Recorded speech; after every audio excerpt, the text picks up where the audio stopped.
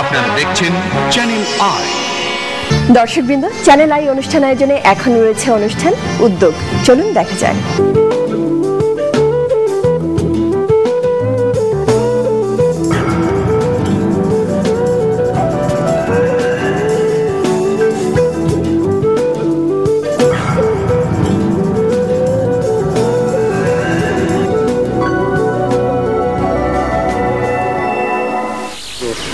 উদ্যোগ অনুষ্ঠানে সবাইকে স্বাগত জানাচ্ছি। আমি বিপাশা চক্রবর্তী।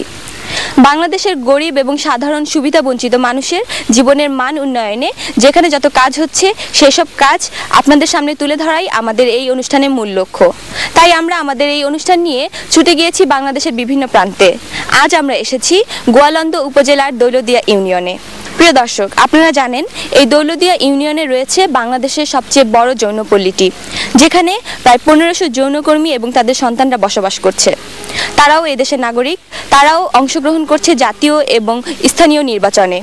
কিন্তু নাগরিক হিসাবে তারা কি তাদের সকল সুযোগ সুবিধা পাচ্ছে?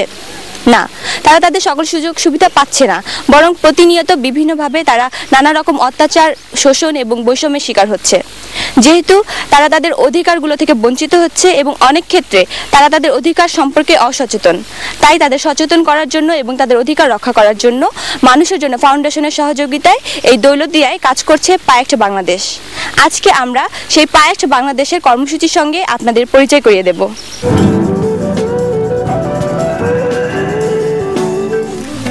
রাজবাড়ীর গোয়ালন্দ উপজেলার দৌলতদিয়া ইউনিয়ন, যেখানে নৌ, সড়ক ও রেলপথের সংযোগের কেন্দ্রস্থলে বহুকাল আগে গড়ে উঠেছিল একটি যৌনপল্লী।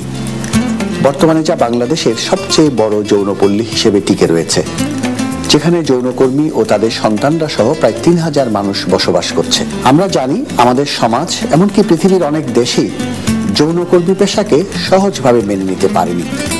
কিন্তু এটাও মনে রাখতে হবে যে যৌনকর্মীরা জন্মগতভাবে যৌনকর্মী হয়ে জন্মায় না। দারিদ্র্য বা অন্য কোনো বাস্তবতায় তারা আজ যৌনকর্মী। এদেশের নাগরিক হিসেবে সকল প্রকার রাষ্ট্রীয় সুযোগ সুবিধা ভোগ করার অধিকার তাদেরও রয়েছে, কিন্তু এরা যুগ যুগ ধরে বঞ্চিত হয়ে আসছে তাদের অধিকার থেকে, প্রাপ্য মর্যাদা থেকে। অনেক ক্ষেত্রে এরা নিজেরাই এদের অধিকার সম্পর্কে সচেতন নয়। তাই তাদের এই অধিকারের বিষয়টি নিয়ে 2003 সাল থেকে মানুষের জন্য ফাউন্ডেশনের সহযোগিতায় দৌলতদিয়ায় এই যৌনপল্লীতে কাজ করে যাচ্ছে পায়েক্ট বাংলাদেশ। প্রিয় দর্শক, আমি এখন কথা বলবো পায়েক্ট বাংলাদেশের প্রকল্প পরিচালকের সাথে। তার কাছে জানতে চাইবো যৌনকর্মীদের মানবাধিকারের বিষয়টি নিয়ে কাজ করার কথা তারা কেন ভেবেছিলেন এবং যৌনপল্লীতে তাদের বর্তমানে কি কি কার্যক্রম রয়েছে।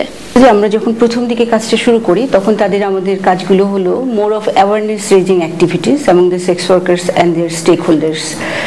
তারপরে যখন হলো যে তারা তাদের রাইটসগুলো সম্পর্কে অ্যাওয়্যার হলো এবং যে স্টেক হোল্ডার যারা আছে, যে রাইটস হোল্ডার এবং ডিউটি বেয়ারার, তাদের মধ্যে একটা অবস্থান তৈরি হলো। তারা নিজেরা নিজেদের রাইটসগুলো সম্পর্কে বুঝতে পারলো। তো সেই ক্ষেত্রে তার পরবর্তীতে আমাদের যে কাজটা হয়েছে, আমরা সেক্স ওয়ার্কারদের যে নিজস্ব একটা সংগঠন, সেলফ হেল্প গ্রুপ আমরা ডেভেলপ করেছি। একটা যেটা তারা অবহেলিত মহিলা ও শিশু উন্নয়ন সংস্থা নামে পরিচিত। তাদের একটা এক্সিকিউটিভ কমিটি আছে। তারা যাতে তাদের নিজস্ব সংগঠনটি ভালোভাবে পরিচালনা করতে পারে, সেজন্য আমরা তাদেরকে তাদের অর্গানাইজেশনাল ম্যানেজমেন্ট এবং ফিনান্সিয়াল ম্যানেজমেন্টের উপর ট্রেনিং দিয়ে তাদেরকে ক্যাপাসিটি ডেভেলপ করেছি। আমরা তাদের লাইফ স্কিল ডেভেলপমেন্ট এবং তাদের যে সেলফ কনফিডেন্স আছে সেটাকে ডেভেলপমেন্ট করার জন্য লাইফ স্কিল ডেভেলপমেন্ট ট্রেনিং পাচ্ছে। এগুলো দিয়ে তারা তাদের প্রতিদিনের সমস্যাগুলো মিটিগেট করতে পারছে। আমাদের আরেকটা মেজর অ্যাক্টিভিটিস হচ্ছে protection of under age girls who are trafficked into the brothel, in sex business. আমরা তাদেরকে রেস্কিউ করছি এবং আমাদের ব্রথেলে এন্ট্রেন্সের মুখে একটা ইনফরমেশন এবং কাউন্সেলিং সেন্টার আছে, যার মাধ্যমে আমাদের যে রেস্কিউ কমিটি আছে তারা যে মাইনর গার্লসগুলো ব্রথেলে ঢোকার আগে তারা তাদেরকে রেস্কিউ করছে এবং রেস্কিউ করে তারা তাদের ফ্যামিলিতে এবং সোসাইটিতে তারা রিইন্টিগ্রেট করছে। প্রিয় দর্শক, আমরা পায়েক্ট বাংলাদেশের প্রকল্প পরিচালক জনাব জয়িতা সাহাপির কাছ থেকে জানতে পারলাম তারা এখানে কি কি ধরনের কার্যক্রম এবং প্রকল্প পরিচালনা করছে। তো তাদের এই কার্যক্রমের ফলে এই দৌলতিয়া যৌনপল্লীর যৌনকর্মীদের কি ধরনের উপকার হয়েছে এবং তাদের জীবন মানে কি ধরনের পরিবর্তন এসেছে তা জানতে আমি এখন কথা বলবো কয়েকজন সাধারণ যৌনকর্মীর সাথে। অধিকার বিষয় কি জিনিস আমরা তা জানতাম না।